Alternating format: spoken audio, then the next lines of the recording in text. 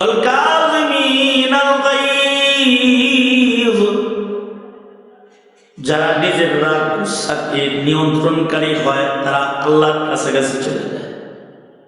তার মানে হলো যাদের ধৈর্য বেশি তারা আল্লাহর কাছাকাছি, যাদের রাগ বেশি ওরা শয়তানের কাছাকাছি। যারা তাদের রাগকে নিয়ন্ত্রণকারী হয়, রাগকে যারা থামায় নেয়, এরা হলো আল্লাহর কাছাকাছি। আর যখন রাগ থামাইতে পারে না এরা শয়তানের কাছাকাছি চলে যায়। রাগ থামাইতে পারে না পরে পরে যায় বন্দুক বাইর করে গুলি করছে। রাগ থামাইতে পারে নাই মাথায় ডান্ডা মারছে, আল্লাহ থেকে দূরে চলে গেছে। আর রাগকে কন্ট্রোল করেছে তো আল্লাহর কাছে চলে গেছে। আল কাযিমিনাল গায়য। সাহাবী এসে বলে, ও আল্লাহর নবী আপনি আমাকে ওয়াজ করেন ওয়ালা তুকসির আলাইয়া।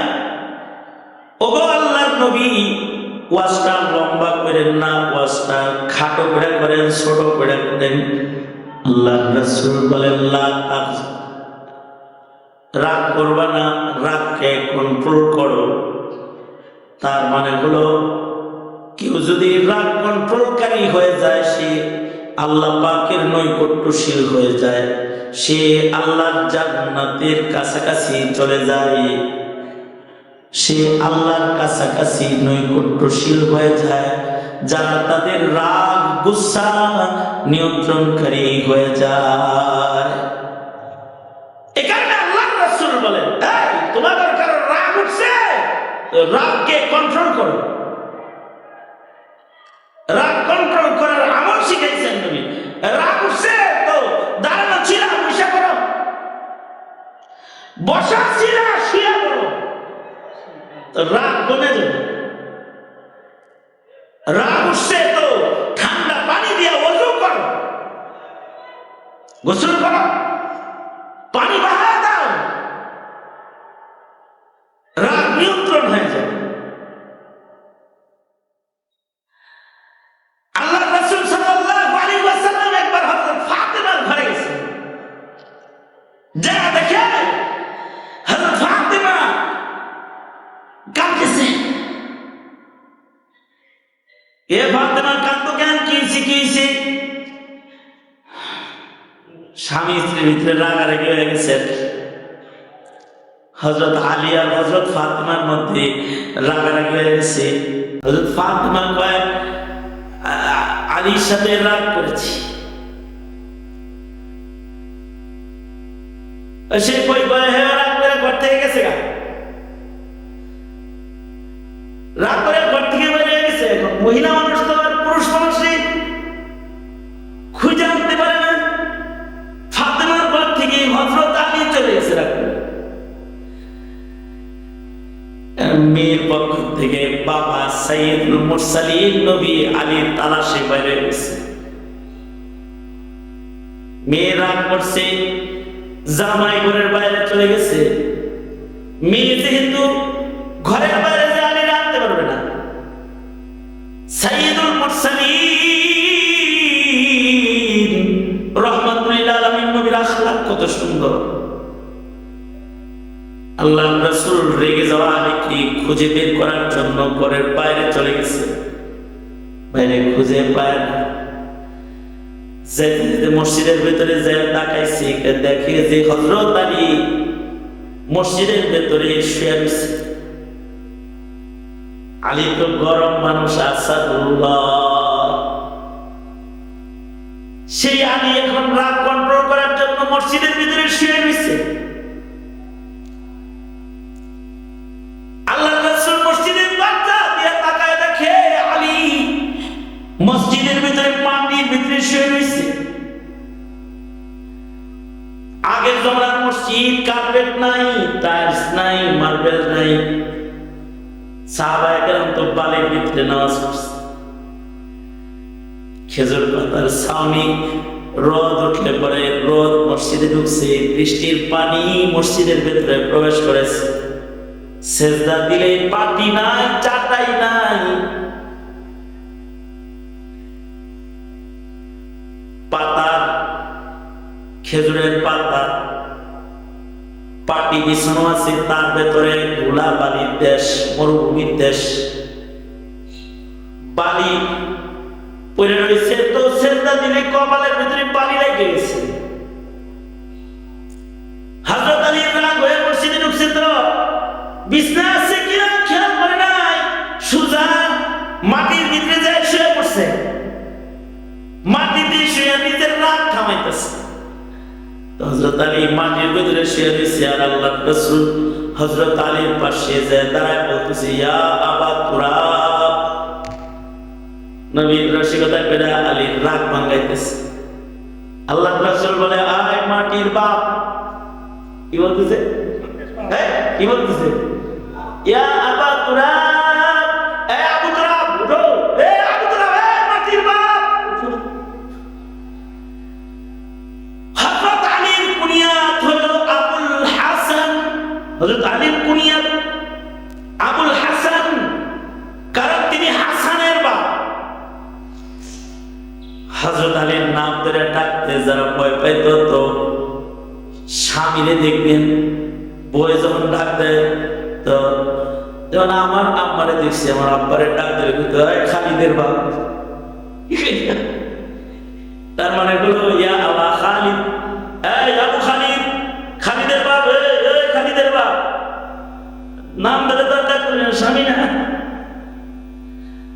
আগের যুগের মহিলারা তো স্বামীর নাম উচ্চারণ করতো না, এখন ভদ্র যুগ হয়েছে, এখন নাম ধরে ডাক দেয়, এই সুলাইমান এদিকে আসো, এই আব্দুর রহমান, এই একুশা এদিকে আসো, নাম ধরে ডাক দিচ্ছে। এই খালিদ আইয়ুবী, আইয়ুবী শাহ। আগের জামানার মহিলারা, এক মহিলার স্বামীর নাম ছিল রমজান। সে জীবনে কোনোদিন রমজান মাস করতো না। রমজান মাস কি লিখা? স্বামীর নাম হলো রমজান আলী। স্বামীর নামে মাসের নাম কেমনে কই? খালি কইতো রোজার মাস, রোজার মাস। নাতি একটা টের পেয়ে গেছে, তো দাদিরে যায় কয়, দাদি রমজান মাস আয়া পড়ছে। কয় দূর পাল্লা যা, ওনার নাম পাসকে রোজার মাস, রোজার মাস, রমজান মাস, রমজান বিনা। যারা হযরত আলীকে আলী বলে ডাক দিতে ভয় পাইত, তারা বলতো, এই আবুল হাসান। তার মানে হযরত আলীর বড় ছেলের নাম হাসান, এখানে হযরত আলীর কুনিয়াত আবুল হাসান। কিন্তু হযরত আলী নিজে বলেন, আমার কুনিয়াত নাম হলো আবুল হাসান। কিন্তু আল্লাহর রাসূল রাগ গুচ্ছায় ফেটে পড়া আলী বইয়ের লগে রাগ কইরা মাটিতে যায় গড়াগড়ি করতেছে, আর আল্লাহর রাসূল আমাকে আবুল হাসান কইলা ডাক না দিয়ে কয়, ইয়া আবা তুরাব, এই মাটির বাপ। হযরত আলী বলতেন, আমাকে এবার তো আবুল হাসান বলে ডাক দিয়া যদি আবু তুরাব বলে ডাক দেয়, তাহলে আমার বেশি ভালো লাগে। কারণ আমার রাসূল আমাকে ইয়া আবা তুরাব বলে ডাক দিয়া আল্লাহর রাসূল আমার রাগ থামাইছে। রাগ থামায় দিতে হয়। কেউ রেগে গেলে, মানুষ যদি রেগে যায়, রাগে গেলে রাগ থামায় দিতে হয়। রসিকতা করলে রাগ থেমে যায়। আল্লাহর রাসূল আলীকে যায় বলে, আয় মান বাপ। আলী হাসে দিচ্ছে, আলী রাগ গেছে গা। যেমন ঘরের ভেতরে যদি মুরব্বী রাগ হয়, দেখছি আমি যদি বাসায় মাঝে মাঝে চিন্তা যাই, তো আমার একটা নাতিন আছে, আমার বিয়ে সাহেব করলো কি, নাতিন কোলের ভিতরে যাইতে বসে দিয়ে দেয়, সে কন্ট্রোল রাগ খায়, হাসা দিয়া নাতিন বলি, নানু কেমন আছো। রাগ যদি কেউ হয়ে যায়, তাহলে পাল্টা রাগ করতে নাই। রাগ হয়ে গেলে তার রাগ থামাইতে হয়। রাগ থামানোর জন্য মিষ্টি কথা বলতে হয়। রেগে গেল কেউ, তো আরেকজনে যে তার রাগ থামাই দিতে হয়। আর এখন উল্টা জমানা, পুরুষ সব জেনা না, মহিলারা সব জেনা না।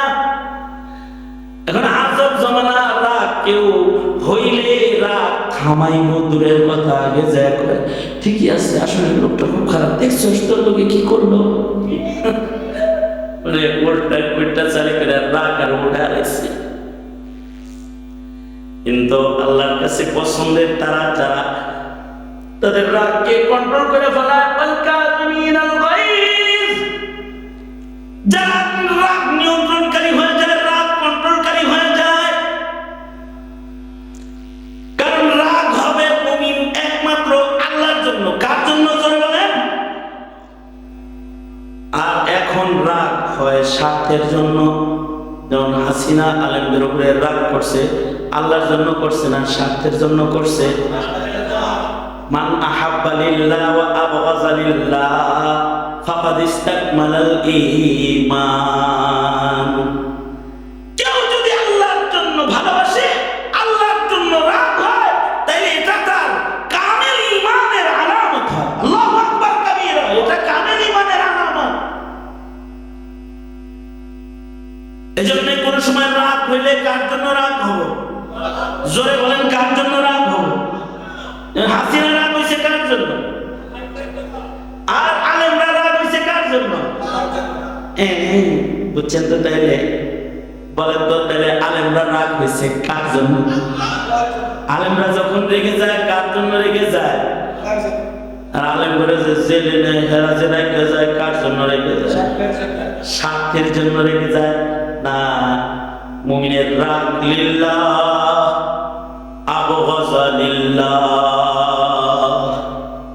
মুমিনকে আল্লাহ তাআলা রাগ দান করেছেন, এই রাগকে আল্লাহর জন্য ব্যবহার করে ফেলবেন।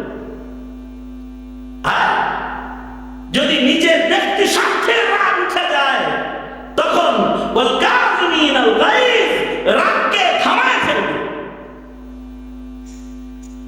হুর ইবনে কায়েস বিশিষ্ট একটা ব্যক্তি, হযরত উমরের পার্লামেন্টারি মেম্বার ছিলেন, মন্ত্রী ছিলেন হযরত উমরের। হযরত উমর আধা জাহান শাসন করতেন। তো হযরত উমরের যত পার্লামেন্ট মেম্বার ছিল, তাদের ভেতরে একজন পার্লামেন্ট মেম্বার, নওজোয়ান একজন পার্লামেন্ট মেম্বারের নাম ছিল হুর ইবনে কায়েস। দূর থেকে পার্লামেন্ট সদস্য যেহেতু, মাঝে মাঝে রাষ্ট্রীয় মিটিং এ মদিনায়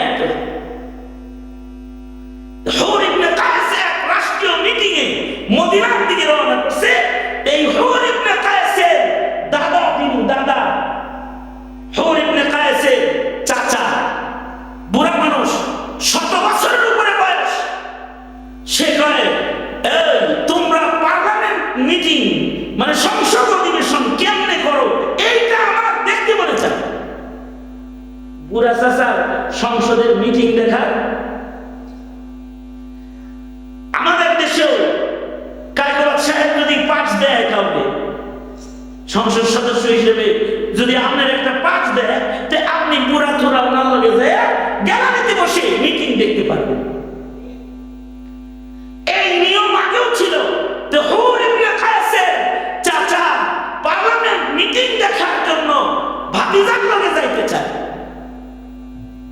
ভাতিজায় চাচারে লয়ে আইছে মদিনাতুল মুনাওয়ারার রাষ্ট্রীয় মিটিং এ, সংসদ বসেছে, এই সংসদে রয়েছে, পাশে বসে আছে। আইন কানুনের আলাপ যখন হইতেছে না, রাষ্ট্রীয় মিটিং চলাকালে পুরা সেইটা হযরত উমরের সামনে এসে বলে, এই তোমার এই দোষ, তোমার এই দোষ, তোমার ওই দোষ, তুমি এই কাজটা ভালো করো নাই।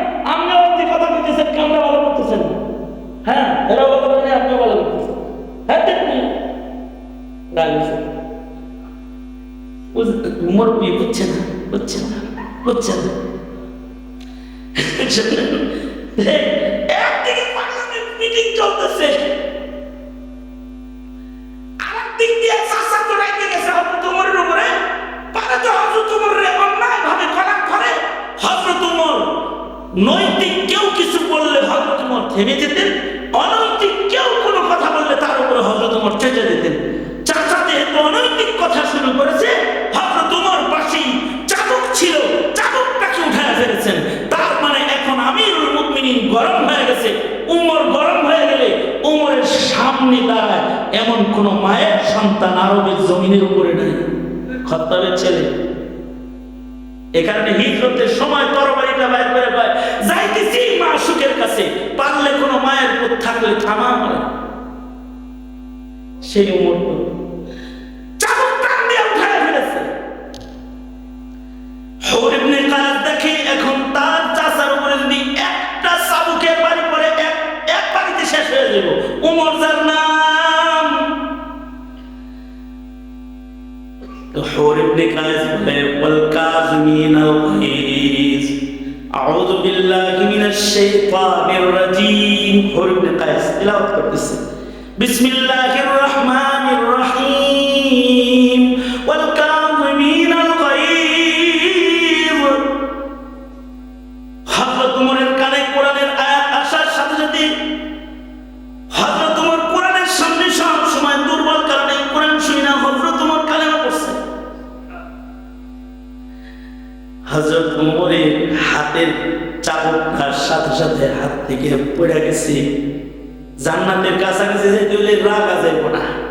হুর ইবনে কায়েস স্মরণ করায় দিছে, ওয়াল কাযিমিনাল গায়জ। হাতের চাবুক খুলে পড়ে গেছে। এবার সামনে যায় দাঁড়ায় হুর ইবনে কায়েস বলে, ওয়াল আফিনা আনিন নাস। তার মানে কোরআনে কারীমের আয়াতের আরেকটা অংশ পড়ে হুর ইবনে কায়েস বোঝায়, আমিরুল মুমিনিন চাচা আমার বুড়া মানুষ, আকল কম, বুঝে নাই। আপনি কাউরে মাফ করে দিলে আল্লাহ আপনারে মাফ করে দিব। আল্লাহ বলে আমার কাছাকাছি যদি আইতে চাও তাহলে ওয়াল আফিনা আনিন নাস। হযরত ওমর সাথে সাথে হুর ইবনে কায়েসের চাচাকে বুকে জড়ায় ধরে কয়, মাফ করে দিলাম।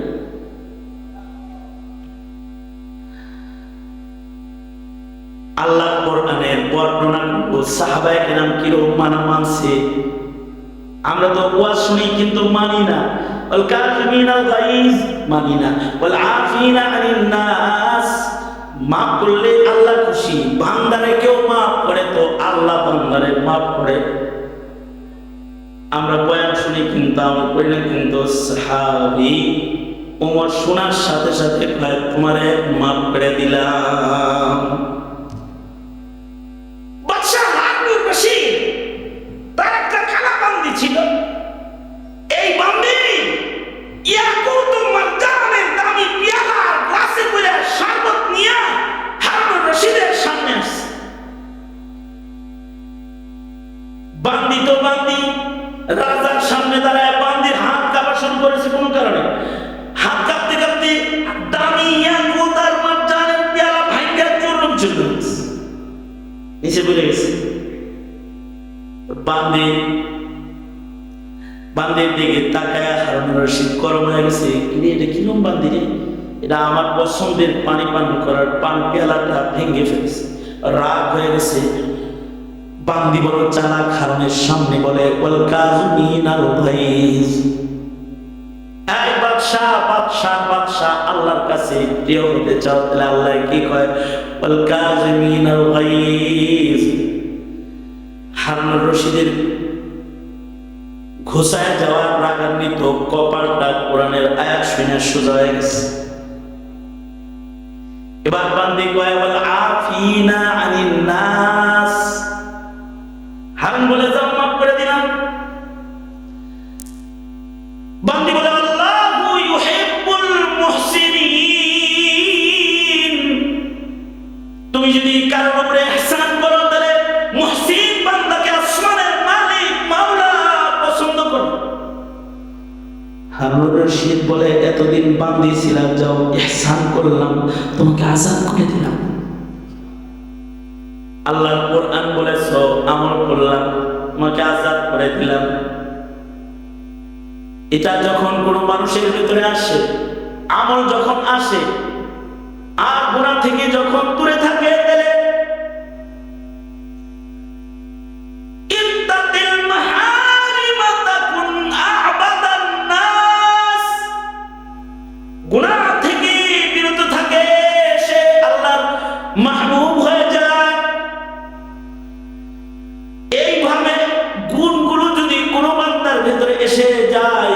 এই বান্দাগুলা আল্লাহর মহব্বত করে।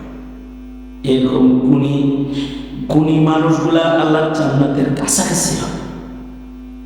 জান্নাতের দিকে দৌড়াইতে হাত পা লাগে না। জান্নাতের আল্লাহ বলে সারিউ ইলা মাগফিরাতিন মির রাব্বিকুম ওয়া জান্নাতিন আরদুহাস সামাওয়াতু ওয়াল আরদু উইদ্দাত লিল মুত্তাকিন। মুত্তাকি হতে তুই জান্নাতের দিকে দৌড়াইবি। আর আল্লাযীনা ইউনফিকুনা ফিস সাররাই ওয়াদ দাররা, সাদকা জান্নাতের দিকে দৌড়াইবি। ওয়াল কাযিমিনাল গায়জ, নিজের রাগকে কন্ট্রোল করত, জান্নাতের দিকে দৌড়াইবি। ওয়াল আফিনা আনিন নাস, মানুষের বেশি বেশি মাফ করবি, জান্নাতের দিকে দৌড়াইবি। ওয়াল্লাহু ইউহিব্বুল মুহসিনিন, মানুষের সাথে সুন্দর সুন্দর আচরণ করবি, ইহসান করবি। যারা মুহসিন হয় তারা আল্লাহ পাকের নৈকট্যশীল হয়। আল্লাহ তাআলা আমাদেরকে যে সকল গুণের কারণে মানুষ আল্লাহর প্রিয় হয়, সেই গুণগুলো আমাদের আল্লাহ পাক দান করুন। আমিন বলেন, জোরে করে বলেন আমিন। আর এই মাহফিল থেকে আল্লাহ তাআলা কবুল আর মঞ্জুর করে নিন, আমিন। এই কয়টা কথা বললাম, যা বলছি এতে আল্লাহ তাআলা আমল করার তৌফিক দান করে। আলহামদুলিল্লাহ রাব্বিল আলামিন, ওয়াসসালাতু ওয়াসসালামু আলা সাইয়্যিদিল মুরসালিন মুহাম্মাদিন ওয়া আলা আলিহি ওয়া আসহাবিহি আজমাইন। প্রধান অতিথি আলহাজ কাজী শাহ মুফাজ্জল হোসেন গায়কওয়ার সাহেব দোয়া প্রার্থী হয়েছে। রব্বুল আলামিন আমরা দুহাত করেছি, ইয়া আল্লাহ মেহেরবানি করে আমাদেরকে তুমি কবুল মঞ্জুর করে নাও। সংগঠনের ছেলেরা মাহফিলের ইন্তজাম করেছে, কবুল মঞ্জুর করে নাও। যা কিছু আলোচনা হয়েছে আমল করার তৌফিক দান করো। ইয়া আল্লাহ মজমাকে কবুল করো, এই এলাকার সকল মুর্দেগারকে মাফ করে দাও। 2 যুগেরও বেশি হয়ে গেছে মাহফিলটার বয়স। রব্বুল আলামিন মাহফিলটাকে এলাকার যুবকদের পরিবর্তনের জন্য তুমি ওসিলা বানায়া দাও। যারা মাহফিলের ইন্তজাম করে তাদেরকে সবর শুকরের জিন্দেগি দাও। ইয়া আল্লাহ আর মুহাব্বতে ইখলাসের সাথে কাজ করার তৌফিক দাও। প্রোগ্রাম সুন্নতের হাওয়া চালু করে দাও। হার কিসমের শিরিক বিদআত থেকে বাঁচাও। যত কল্যাণ সব দাও, কল্যাণ হতে আমাদের রক্ষা করো। রব্বুল আলামিন দিন বুঝার তৌফিক দাও, দিন মানার তৌফিক দাও। সুবহান রাব্বিকা রাব্বিল ইজ্জাতি আম্মা ইয়াসিফুন ওয়া সালামুন আলাল মুরসালিন ওয়ালহামদুলিল্লাহি রাব্বিল আলামিন। আসসালামু